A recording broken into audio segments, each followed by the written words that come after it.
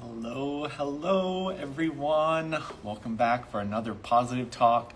Super excited to be doing another one of these. I know that this has been the series that I started out with, as well as what I'm launching now with Coach Talks.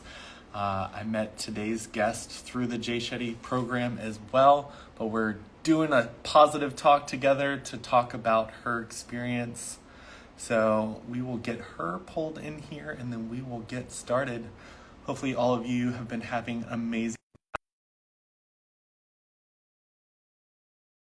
and for positive vibes, all about self-love today as well as loving those around us. Hello. Hello, Ben. How are you? Good, how are you? I'm doing good. Thank you for having me on this. This is exciting. Yeah, I'm glad you could come on. Yeah, let me just set this up. So happy Valentine's Day. What a perfect day to do this. Yes. I absolutely love talking about Valentine's Day to people because I think sometimes we've got like the singles awareness people out there. And I'm like, you can turn Valentine's Day into like a beautiful self-love day as well. You don't have to Oh, like put a absolutely. negative You know, vibe on it. I get Valentine's Day for cards for my kids. It's whether you're single or you're with somebody, it's all about like the energy of love is all around. Look, you're wearing a red t-shirt. It's like positive Yes. vibes, you know? It's exactly what it is today. And everybody's a little bit, a little bit chipper. Even if you're a Yeah. little down, it's just the energy's out there, right? So you can't but be aware and, capture it. So I Yeah. love it. I And love it. tomorrow all the chocolate will be like half off or something. So it's And it's perfect. amazing because I had chocolate this morning, first thing as I was doing my errands. It was like everyone's putting chocolate out. I'm like, yeah, okay. Start my sugar at 9 o'clock this morning. I So, love it. yeah. Well, I will let you introduce yourself so people know who you are, and then we can kind of dive into a conversation for the day. Fantastic. So my name is Marie Eisenberg, and I am a mother of two grown children who are, like almost out of the nest, but back in. So we're in the bit of like the boomerang stage. And I'm an entrepreneur and a life coach and have a life full of wisdom and experiences that truthfully I love sharing at this point. There's something about getting to a point in your life where you have learned some hard lessons and learned through experience and joys and downs that you get to a point where you're at a point where you just want to share it and give back. And it was great actually, meeting you and like tell me a bit about how like you started with this positive talk. So, my fellow watchers can know exactly who you are. Yeah. So, Positive Talks came about in 2020 when the world was kind of flipped upside down because of the pandemic. Mm-hmm. And of course, here in the United States, we had a political election year as well as a lot of big movements that were going on, shining light on things that needed some attention in the world. And at that time, I was doing a lot of content on my own channels about my struggles, things that I've navigated through. And I kind of felt like at that point, sharing my story was kind of a distraction from what I thought was really important and should be focused on. Okay. So I was just like, how can I continue to show up, but aim the like spotlight where it should be focused on? So I kind of started Positive Talks to help people navigate through some of the things they may be feeling, some of the darkness that was hard to navigate through for a lot of people. And I was like, you know what? I'm going to just bring on as many people with different backgrounds because my way of getting through it is just one of many. And I thought that the more people I could get on to share their perspectives, that it might connect with just a few more people. And it just kind of grew from there. So it's been a journey, but I'm very grateful where it's No, gone. absolutely. I mean, I watched some of the positive talks, and you're like at 300 and something now, which is phenomenal. But through the pandemic, it was contagious with everybody. I mean, if Instagram and with everybody sharing their vulnerability and all these positive, influencers that are out there is actually so fantastic for all the young adults and people who are suffering. People who are suffering need to know that they're not alone, and this is like a real gift to be able to do this. So, yeah, no, that's fantastic. Yeah. And I mean, I know a little bit about your story and kind of like how you've had to navigate some hard times. I know that a lot of people during the pandemic, you saw some people kind of shine through because life has tossed a lot of us lessons that we had to learn the hard way, as well as navigate really tough situations. So, do you want to deep dive a little bit into your story and how you've kind of navigated it as a mother as well as an Yeah. entrepreneur?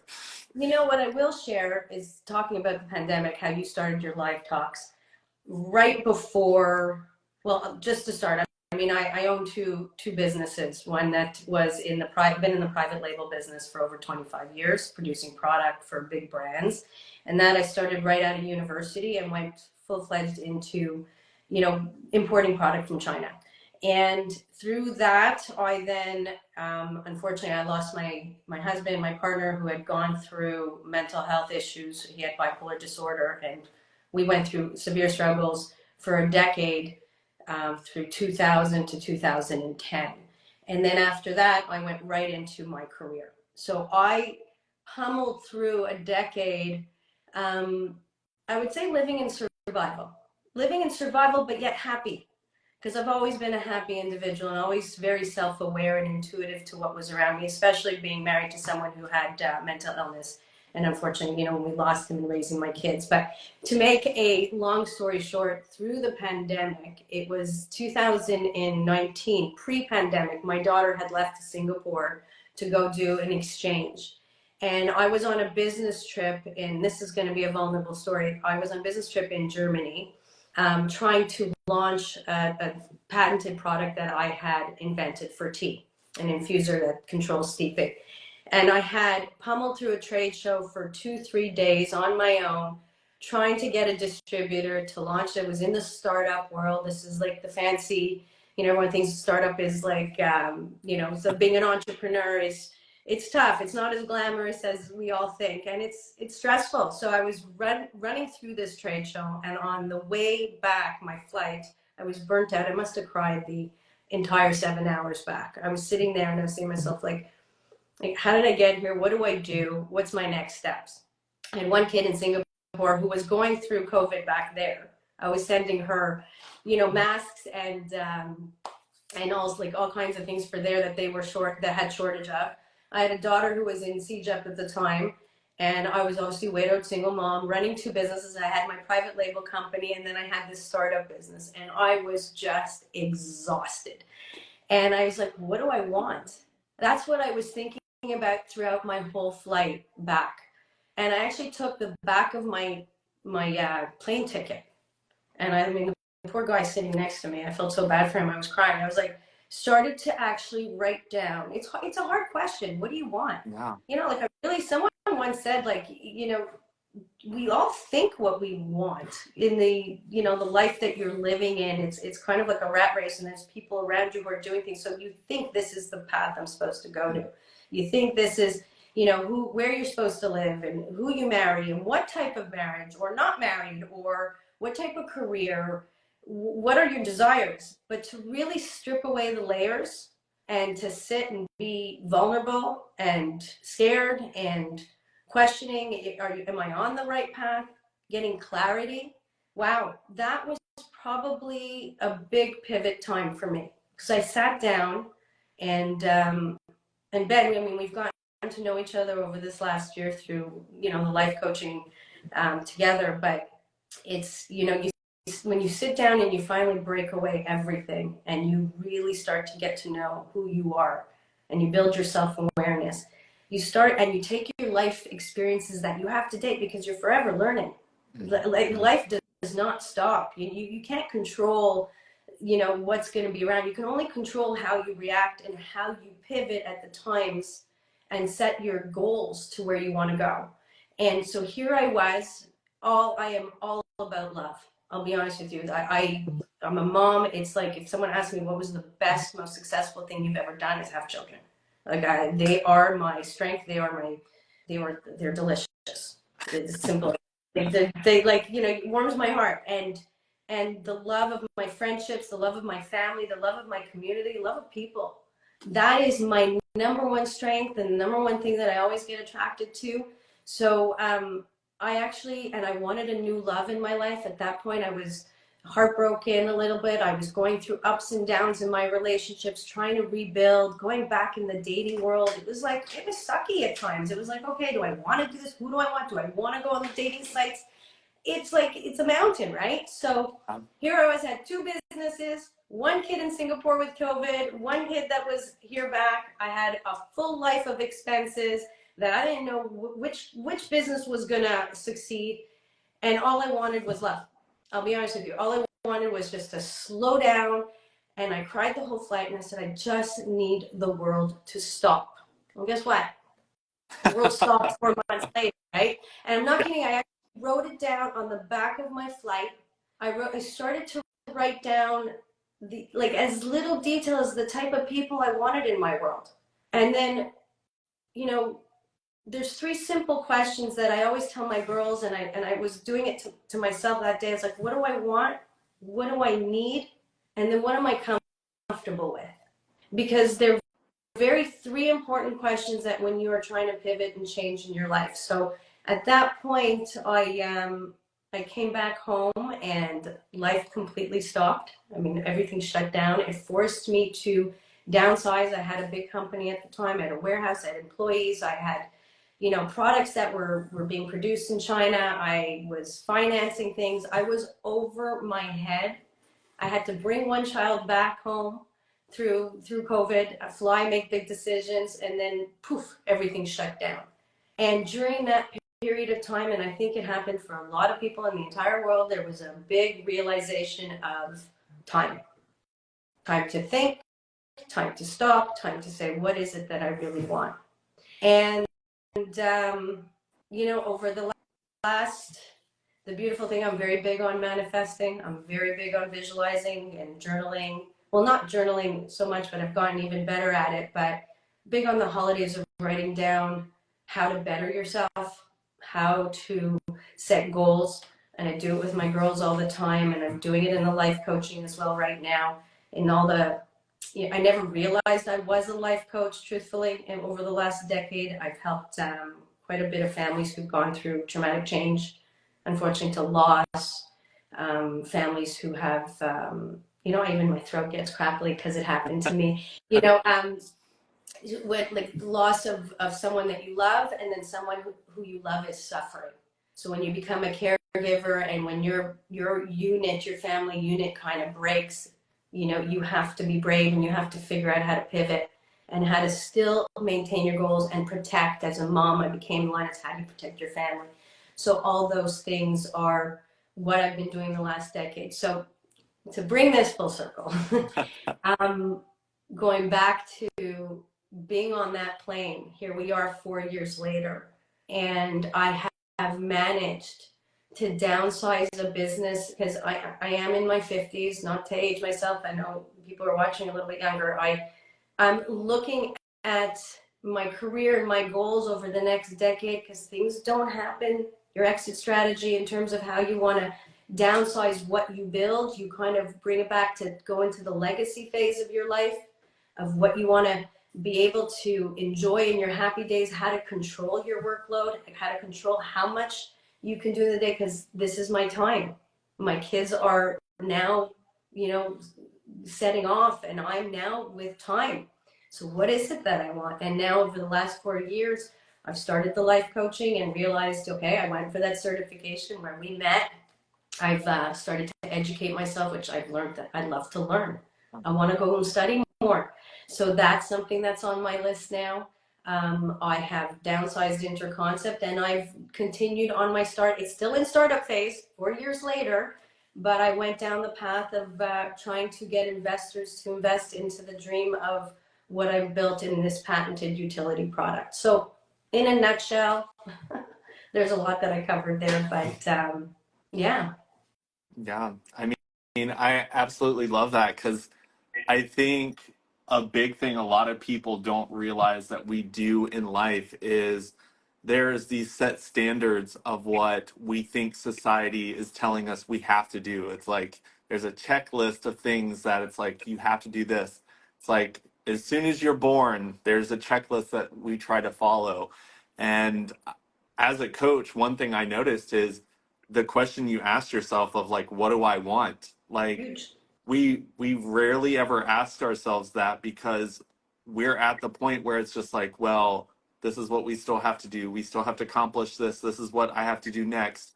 Because there's such a norm of this is the standard, Yeah. but most of us don't fit comfortably in that standard. And I think it's really important for people to sit down and ask that question. And as a coach, I think that's probably one of the most uncomfortable questions that I help people sit through Hmm. because we don't really have that conversation with ourselves on a regular basis. And I think that that's a lesson that a mother can teach children, a coach can teach their clients, people who have sat through and asked themselves that question.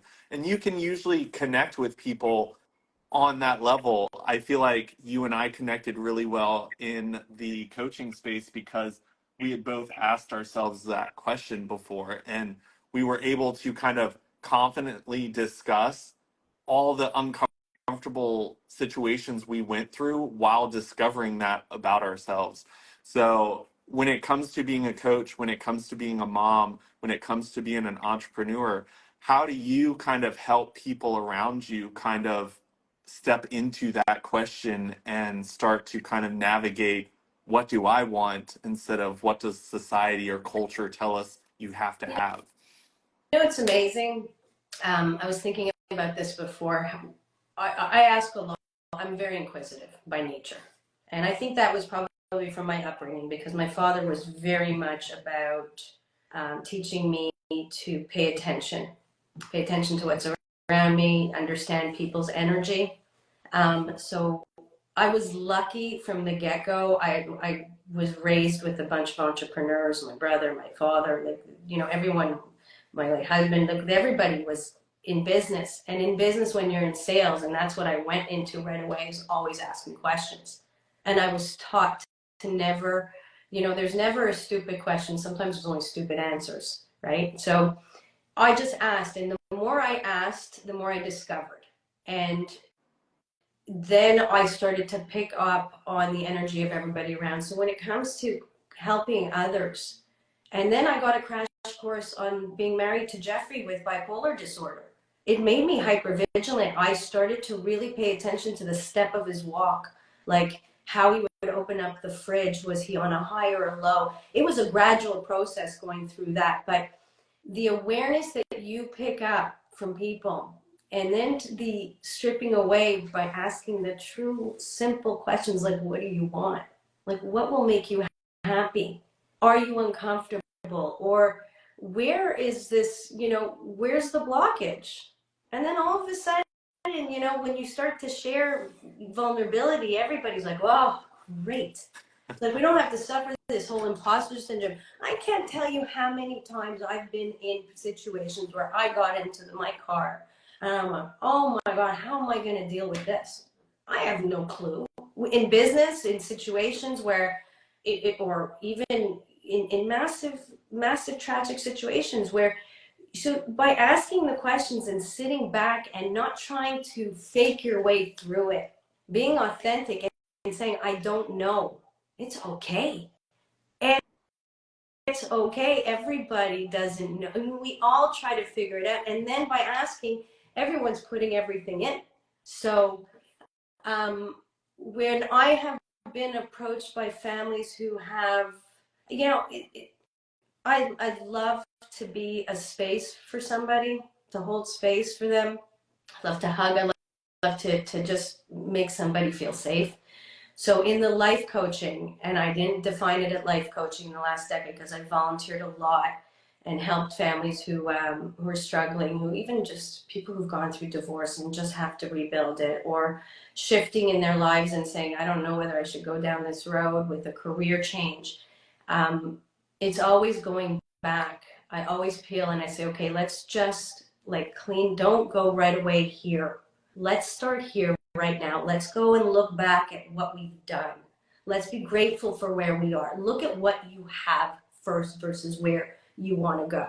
And then At that point, I've worked with them with just saying, okay, now how do we pivot slowly, get tangible results, get tangible things that we can do within our family. So I would 9 out of 10 times when I'd be sitting doing work and trying to sell stuff in the branded promotional products world that I was in, if I were to get a call from somebody who 9 out of 10 times I'd be going to meet them for a coffee because it filled my heart. I didn't want anybody to go through being lost or confused or not having that space to think out loud and then walk away and reflect and then make some decisions and choices and pivot and go from there. And so that's how I got into the whole life coaching, and that's how I've coached. One thing I actually wanted to ask you, Ben, what your niche is and how you did your coaching, because I loved how we conversed together in those webinars and we've answered, all these coaching questions. Generally, it was fun to listen to you and see how well you spoke and how well you knew how to ask the right questions at the right time. But the niche, my niche is broad because my niche can actually hit different needs of a client, and that's something that you know people would say, okay, a niche of happiness, niche of change of career. To me, it's all about self discovery. It's all about self discovery, and then once, whether it's in the career, whether it's in your health, whether it's in your marriage, whether it's in your children, whether it's in spirituality, in anything, it's self discovery, and then setting the goals to be together, right, and to go through it and hold someone's, I don't want to say hold someone's hand, but be accountable, Yeah. right? Like if I know I'm meeting someone next week and I said I was going to do one little project of shifting a habit of mine, now I'm accountable to say that I do it or not do it. And that's just enough to make a commitment of a little pivot of a change. So that I think is the niche, if I had to define it, because I haven't launched my website yet. I haven't really done it as a full career because I'm still doing Yeah. other businesses. But anyway, so Yeah, I think when it comes to like niching, I personally look at niching as just a marketing tactic. I don't look at it oh, as you saying this is the only people I can serve, because I do truly believe most coaches could probably serve a very large portion of the population that need coaching, mhm, because like you said, it does kind of break down into very simple things where it's like mindset, looking inward, reflecting on yourself, connecting with yourself, healing traumas, understanding your triggers, and connecting with yourself to the point where you know how certain situations will make you feel. And yeah, by healing and doing all of that self work on yourself, then now when you look outward into the world, you see people's pains, you see people's fears, you see all of the things that are creating the actions that are being performed right in front of you. So instead of taking it personally and assuming that this angry person screaming at you is screaming at you because there's something wrong with you, you now are able to see it through clearer eyes and saying, wow, this person's having a really bad day mhm, and they're projecting that pain onto me. And because I've healed my triggers, it's not going to trigger me and send me into a situation where I'm going to escalate and make this situation worse. I'm able to hold space for this and mhm, allow them to feel what they feel. Because I think in the world today, we teach people that emotions are not acceptable, especially certain ones where it's like anger, sadness. It's like we try to remove that from a space. And I think coaches, when it comes to niching themselves out, it's just we have to create a message that people can connect to us with to come and work with us as a coach. mhm. I think everyone in the world could really benefit from working with a coach, but it's the niching for the marketing tactic of if I said I can help anyone in the world, Yeah, there will be so many people who are like, yeah, no, right. no, but but it's if all, yeah. but if I could say like I am really passionate about working with coaches at the beginning of their journey of starting their business as entrepreneurs, I am ready to help you along the way. I'm ready to be a mentor to you Mhm. because I've been doing this for 6 years. That's a message that people are like, oh, I can really connect with Mhm. that. Not saying that if someone sat at the table across from me and didn't have any desire to be a coach, they just had a lot on their mind. I think I could sit there and ask them questions and help them create more clarity and create more empowerment and self love for themselves. But I think when people talk about niching, I think we have to like move this to the side of like business and Mhm. entrepreneurship instead of what coaches are capable Well, of, because I think coaches are capable of so much. there's some life coaches that are more in the career focus of things, absolutely, and because there are big changes in careers in many people's lives, and it is a huge fear to pivot because it's your security. So when people start to see and look and say, "Okay, I've been in this industry for so long, I've gotten this far," to it's scary to say, "Oh my God, I'm going to start all over at this age, and how long will it take me to build?" So there are different niches that can help in regards niche marketing, or how you put your website up and say, "Okay, I'm going to be focus on career because that's the clientele I want to attract." Like I know that having gone through my life wisdom, it's one thing to be intuitive, to be, have your certification and knowing to ask the right questions and knowing to focus on the client and understand the client and understand what their needs are when they themselves still aren't 100% sure. It's reading the cues from them of where they're at and where they're ready to make that change, or where they're ready to hear it. And that's like the exploration stage. But then there's also the people who have the coaches who have the wisdom. Like I was listening to someone who suffered addiction and then became a coach for addiction, or obviously having had lost Jeffrey and lived with someone and gone through a decade in the 2000s when mental illness was like, there was a massive stigma and no one really understood it. And I went and I was forced to have a life change. This was not what I've had. So obviously I have some experience. I've tasted the fear. So I'm able to sit and look at someone and understand where they're in the loss. Yeah. There's nothing more raw. And I was listening to someone recently, I think it was in a podcast, of that feeling, and it reminded me of the feeling, and I'm gonna actually share this, the feeling of, it's actually a moment of clarity that you do get when you have such pain of sadness, and and you are sitting in a situation that forces you to stop and just pay attention to your breathing, because you can imagine of where you're at. Okay, so I'm going to take myself to that moment right now, and I'm going to share this with you and share this around. When you get to that moment, nothing else matters, nothing. And then you say and you feel a sense of despair. It stops you. There's fear that comes in, but you have no time to think of anything other than that fear of like sadness, that you're never going to see this person again. You're never going to speak to them again. The fear of when I had to tell my daughter, it's probably the worst day of my life, where I had to tell my kids that their father had passed that morning. It just stops you, and nothing else matters.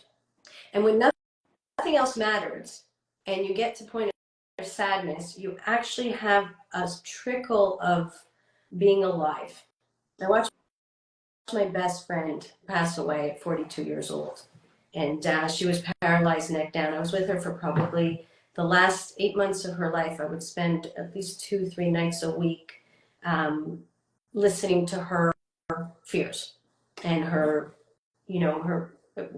battle of what she was going through. And when she had passed and I was with her last moments, it just brought me to a moment in time of severe sadness. And anyone who's had loss understand this. You then go through a process of days after that, nothing's important, but you start to breathe, and then you start to be happy, and then you start to have great, happy of gratitude of being alive, feeling the air against your skin, and then feeling what love is, and then only wanting to be with the people that you truly, truly love, and then you hold on, and then strength starts to come, and that's where hope builds.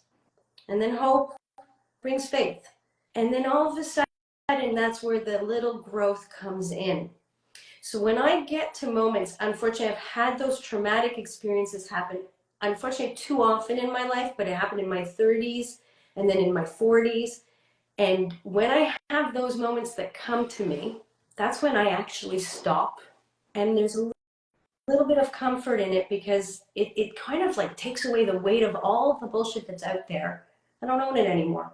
It's not mine anymore. I'm gonna put this on the shelf because it's really not that important anymore. Let's just be.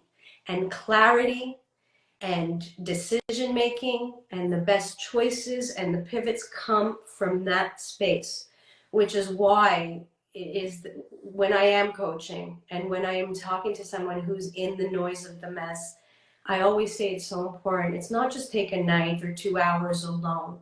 You really need to sometimes pull yourself out of the story and just watch in and just breathe, because that's where meditation, journaling, all of that comes in, and that's where love starts, and that's where the answers come. So that's I hope I'm not talking too much because I can go off and No. anyway, that's it. Yeah. I mean, I can definitely relate to that journey. I've definitely experienced loss as well. I think my first loss was like a pet, and that as a child was just like a huge thing. And then I was in college and being part of the LGBT, and I mean, this was early 2000s. I came out, but I had a friend who also came out. And the journey of acceptance, whether it was self acceptance and self love or acceptance from people around us, he was not as lucky as I was. And he ended up taking his life where Right. I carried a really heavy weight on me for feeling like I got the better end of that deal and didn't share that experience with that person. Uh, and then losing my grandfather, and then I lost my best friend to a very bad car accident. And each of those things taught me in life. And a lot of times when I'm talking about being positive and finding the positive side in things, people challenge me with, well, how do you find the positive of death? And I was like, well, you're speaking to someone who has had to find that Yeah, multiple times. I had to remember the beauty that those lives brought into my life while they were here with me, and exactly. the memories and things that I can carry forward because they were a part of my life. And I think death is something where you do have to go through that process. And I think after losing my grandfather, I had a lot of depression of I didn't spend as much time as I should have. I was living in another state when I knew he was sick and I should have been there closer, and I had so many things left unsaid that it taught me the lesson of cherish every moment and never waste an opportunity to let people you Mhm. care about know how much you care about them. To where when I lost my really close friend Trey, that there wasn't that pain. It was a pain of loss, but it wasn't a pain of left things on the table unsaid, Mhm. because I knew Trey knew how I felt about him. Our messages were very authentic and vulnerable and real.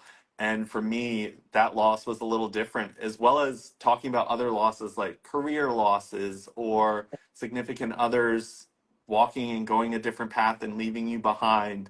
Like, as I walked through the mindsets of that and grew on those journeys, a previous breakup felt way better than ones where my self worth were attached to it, where it's like, I am strong enough.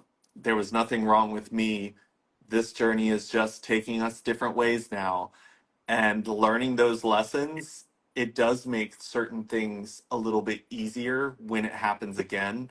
not that that moment you talked about, like that pause where it's just like, how can the whole world not be still right now? Because like my world has stopped. It's like that moment will always exist, but the steps that you start to take and know that that time will come where that little piece of hope you Hmm. talked about will come back in, Hmm. like you know it's going to come, so you allow yourself to exist in that space and just feel what you're feeling because you have to, otherwise it will come back up. You have to love life. You have to love your life. You don't have, it's a strong word to say have, but it is yours. It's your movie. It's your life and your experiences. You can't control all the experiences that are going to come through, but you can explore, like, learn to love what is building you. I loved my life, all the heartaches, all the pain that I've gone through, and all the wins because it's me. It's me. That's it. I'm here. I'm came with nothing, and I'm gonna leave with nothing with my thoughts and those last moments in life. It's just loving. It's just all around love. And I'm not gonna sound, my kids sometimes say, "Mom, you're so corny," but I am. It's about really being aware of it, and sometimes death and loss and all of that. You talk about your experiences and the courage that you've had to face, also to go through with your partner, and it makes me sad that this, he couldn't have the same experiences you have, and unfortunately, he took his life. It breaks my heart every time I hear that. But how you capture and how you make it part of your world and how you learn from it and how you spread your lessons and is the gift of keep on giving, it's just what you're doing. it's, Yeah, and I it's the energy too. That's another thing. You exude the positive energy that it says on your t-shirt, right? Positive vibe. yeah, you know you sometimes you walk away and you feel that negative energy, and it's like I am extremely sensitive to what goes on in a room. I feel people, and I tend to walk away and I say, okay, like, where is this energy coming from? And that's again intuition, and you learn it through all of these experiences. And if you don't tap in, half the time we go through life with blindfolds. We're so unconscious of what is going on around us that you miss it. yeah. You miss the opportunities if you don't, open up your eyes to it and really the feeling of it.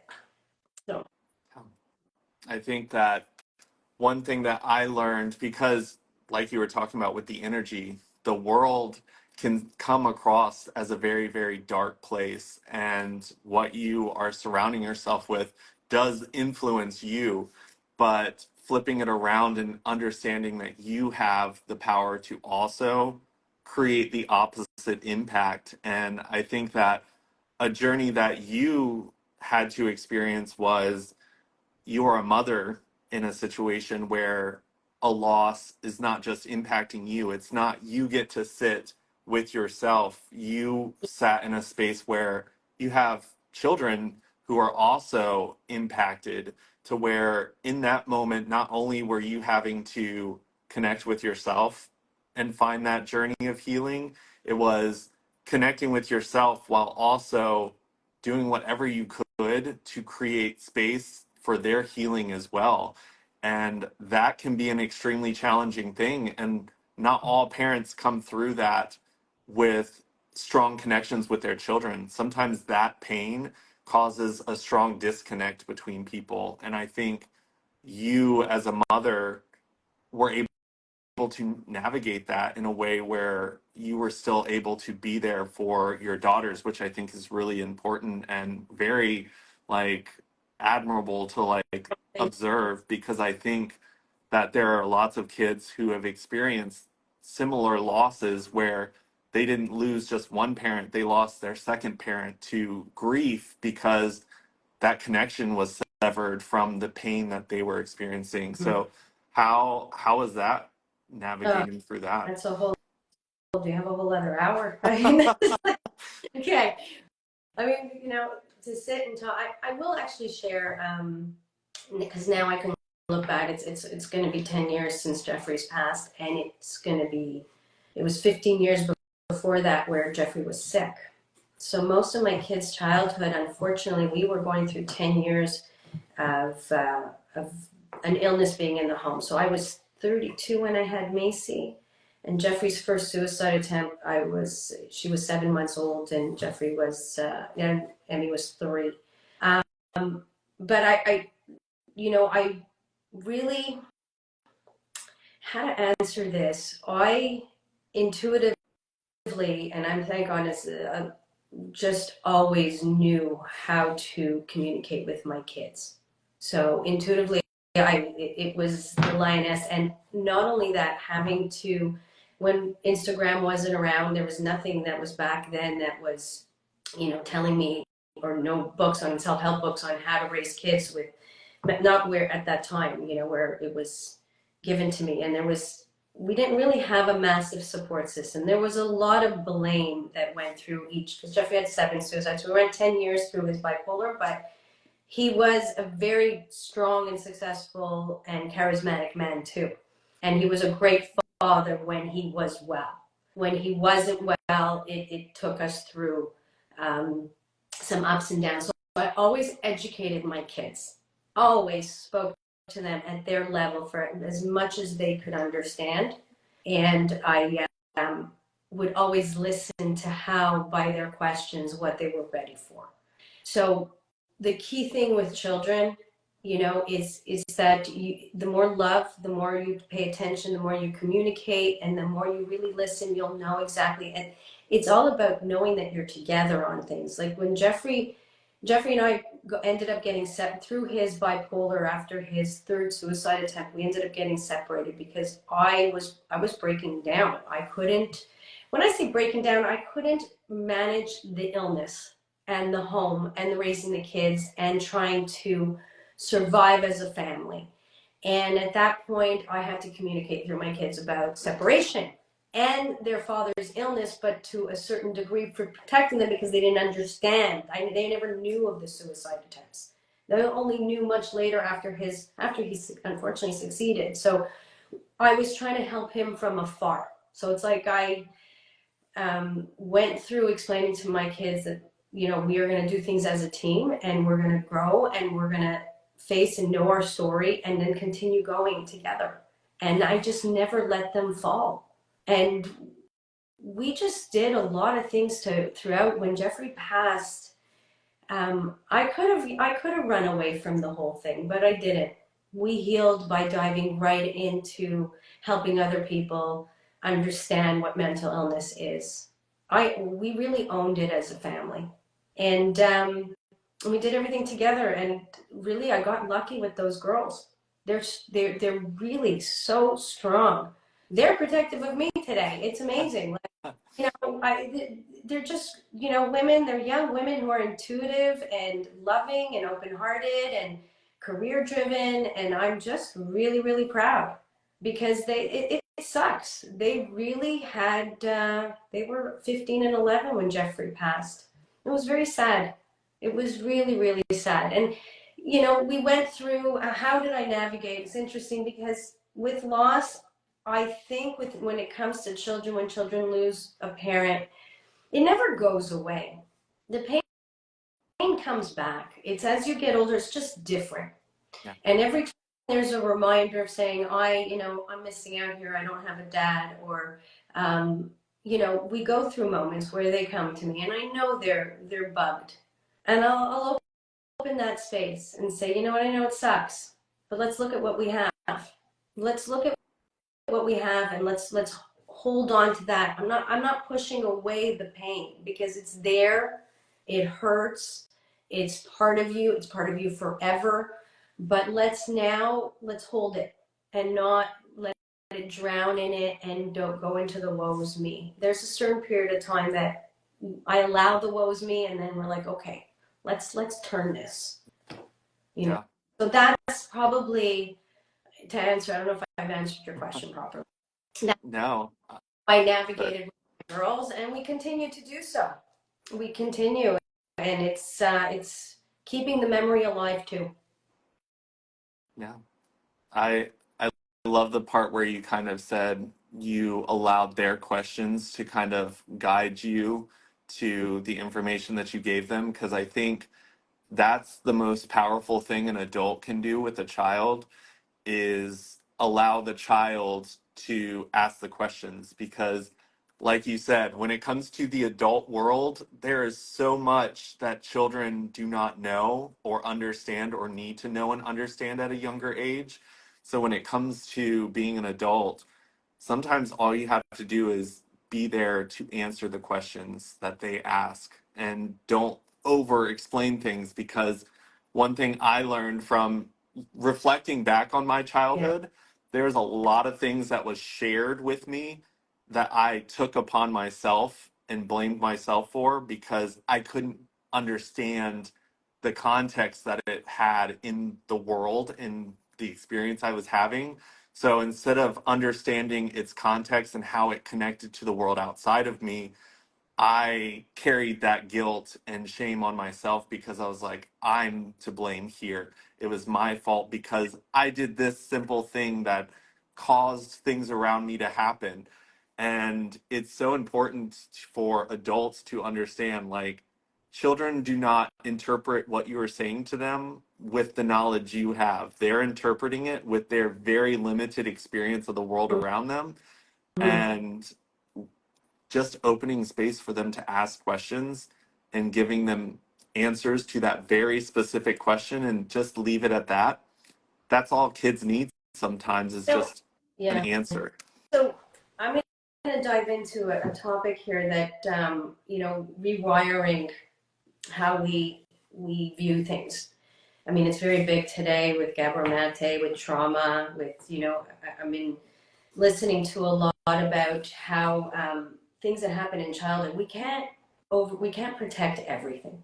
As a parent, you do the best you can, and I've told my girls many times, like, mommy's gonna screw up sometimes, like I don't, there's no handbook on this, but I will promise you I'm here. That's all I can tell you, is I'm here and we'll figure it out. Because there were things that have happened in our home that were traumatizing and scary at a young age, that you think, okay, whether parents are fighting, or whether there's a family that has a parent that has an addiction, and kids see things and they carry it, and then it could be 10, 15 years later that your decision making, the way you view your next relationship, or how you go about things, or your limiting beliefs, or your insecurities are stemming from one event. And if you Mhm. don't peel back and say, okay, let's go back and think about all the things that, why? Big question. That word, why. When you get triggered and something makes you feel insecure. Oh my, I have countless of stuff that sometimes I'm walking around, I'm like, why for the last 20 minutes have I been having this whole story in my head, thinking about things because I got emotional by someone texting me the wrong way or emailing me and it sounded a little rough, and I went into a protective mechanism and blah, blah, blah, blah. And then next thing you know, you're into this thing. But that trigger could be coming from something that happened to me maybe in high school. If you sit and ask why and go back to being clear, and the same thing, like as I tell my girls, like, we're going to continuously go through life where you're going to have certain feelings. Stop for a second and think why you're feeling what you're feeling, because that's how you're going to rewire it. Because every single time it happens again, you're going to go, this is what makes me, whether it's abandonment issues, whether it's, a traumatizing experience of why maybe someone doesn't want to public speak, or why you won't go into that career that you've always wanted to go into, but never felt you were good enough. Why? Yeah.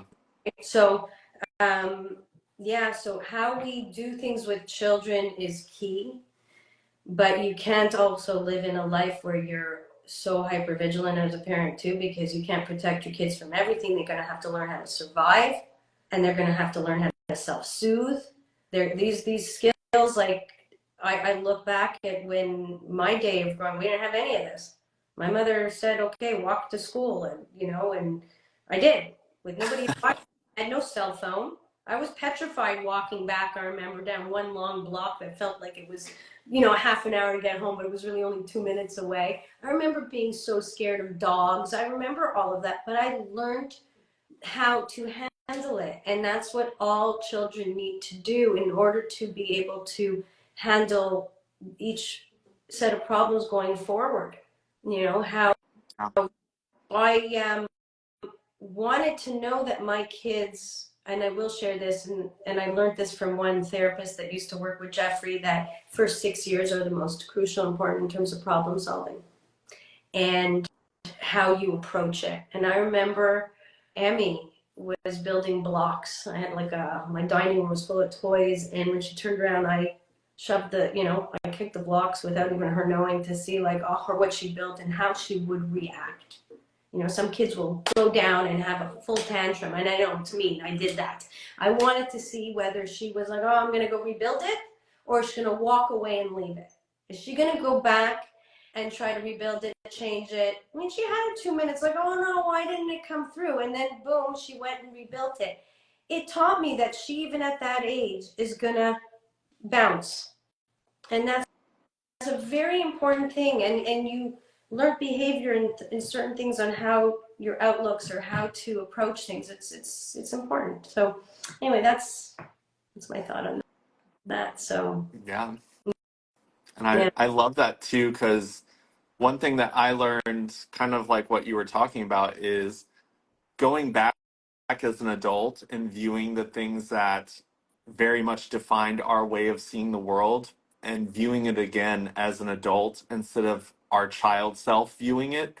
Because when we're kids, our parents are kind of like gods. Like, they are these things that can't do wrong. And we don't see them as people who mess up. We see them as people, when they do something wrong, they meant to do it. And it was meant to happen that way.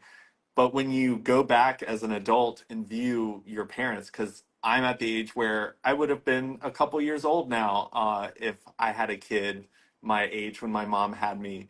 And looking at that, I'm like, wow, me right now would be so lost what I would be doing with a kid right now, because like navigating the economy and income and all of that stuff is scary as an adult, when it's like, oh gosh, what do I do now? Every choice I make impacts how like income comes into my household. And I'm like, doing that as an adult, as a parent with kids who watch you, it's like, when mom's stressed, like, as a child, may feel like mom doesn't care about me because mom shut her door and she's screaming really loud, or just was very dismissive. And it's like, all of those things as a child develop your opinion of the world around you. But revisiting it as an adult and going, wow, I don't know how my mom did it. Mm, Like, she's a superhero in another way now, because I'm looking at her like, wow, you navigated that with 3 kids and you yeah. did that. And you came to every school play I was in, every show choir thing that my sisters and I did. You didn't ever miss like anything. You always had someone pick us up if you weren't able to. You were able to juggle all of that. And then now, of course, my friends are having kids where I'm watching them do it, and I'm just like, how? Like, I'm sitting there like running my business and saying, wow, this is like all consuming. Yeah. But then my friend Promise is over here, 2 kids, full-time job, blowing it away. And I'm like, how does that work? Like, how do you fit in all of that? And I'm like, it's magic. Parents are magical people. And it's just like, you have to look back and appreciate parents that Mm-hmm.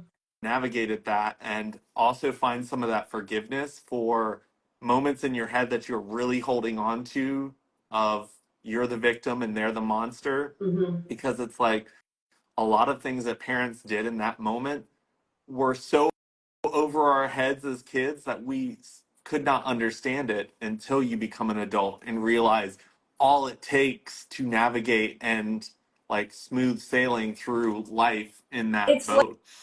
like that in everything, though. Like the same thing when someone's going through, different career changes. Until you experience something, you don't know. You don't know, and then as soon as you get in it and you're in the game, it just happens. Like I look back at that year that Jeffrey passed, I mean, it was an insanity year because I had to clean up an estate that was, you know, I had my business that I had just launched. It was my best year in sales. How? I do not know. I was going through trauma in my home. I sold my home, bought a new home. I was flying all over the place, and all of a sudden, because I had no time to think. To be honest with you, I at that time just I was a mom, needed to bring home, needed to replace the income. I needed to have, you know, financial means to be able to keep things going. I was scared and I just went for it. And I wrote my list every day and I just went. And I think it was because I was a parent, because I had those two kids. That's what saved me. Truthfully, and I'm saying this now, thinking back, it was having that responsibility and that power of love, like I am going to do this. There's no other choice. Because when you love somebody so much, when you love your kids so much, it's a miracle what you can accomplish. You know, it was like working and yeah, doing. And I remember I got rid of carpool. I said, I'm not like, I just did everything by myself. Ran to work, came home, did the things, went out, started to rebuild my life, and boom. That's when also I stopped and needed clarity to see as I was going through the whole net. Just to say there was not like a perfect straight line. But yeah, it's amazing though how we appreciate our parents and then we see another phase and go through that, because I'm watching my mom now go through another phase now, because I lost my father 6 years ago, and my mom's now going to be 80, and she's, you know, she's doing okay, but she's not doing great. So it's you know, all different chapters. Yeah. And appreciation, eh? Yeah. Yeah. And I think the beauty of that, and you talked about it as well, with like having therapy, having connections with other coaches, being a resource for other people. I think that that's the beauty of humanity, is we're not alone. And if you're ever feeling that way, it's the fear doing that on purpose. The mental illness is making you feel that way. The Mm. societal thing is making you feel that way. There's always someone. And I think that for some people, it will be a coach. Others, it will be a therapist. Others, it will be a friend. And you just have to remember that. So, like, It's there are so many resources now to use to reach yeah. out. But I think that you would be a phenomenal resource for people. Um, just from the conversations we've had, and this one as well, I think that you can create and hold space for people, which not everyone has that ability. I think life created that in you so that you could share it. So I'm glad we were able to have this conversation. And if there's anything you would like to add to close our live, I would love to share space Well, for that. Ben, I want to thank you for, you know, reaching out to me when we met through that coaching. And honestly, it's been a beautiful journey. It really has. You know, I am going to be launching, you know, I have some clients now. I'm still doing my entrepreneur business because I'm not a full-time life coach. I'm doing it selectively. I have some clients that I have space for now, but it is definitely surrounding by giving back, really, by giving love. And that's really, not to sound corny, it's all about holding space for love, for openness, for sharing, for really, really helping somebody get a little bit ahead. I think everybody needs a coach. Everybody needs somebody to keep accountable for, because that's how we grow. Yeah. Every day should be about a little bit of growth, even internally, self-awareness. That's, you got to love yourself, right? You got to love who you are and what the good, the everything, the bad, and just make it even better. So on Valentine's Day, with the positive vibes, I want to get your t-shirt. I was red, but the red wall, just like I said, okay, I'm not going to do it from where I'm in here in my office. But you know, spread the love. It's so important. And let's keep talking. And I love this coaching community that you've built, Ben. I think it's going to be phenomenal. Your feed is fantastic. Thank you. I'm not good with social media. I'm still learning. I have no patience for all this setup, but hopefully I can have you to guide me in that realm. And that's where I'm going to be seeking that in the coaching community. So Yeah.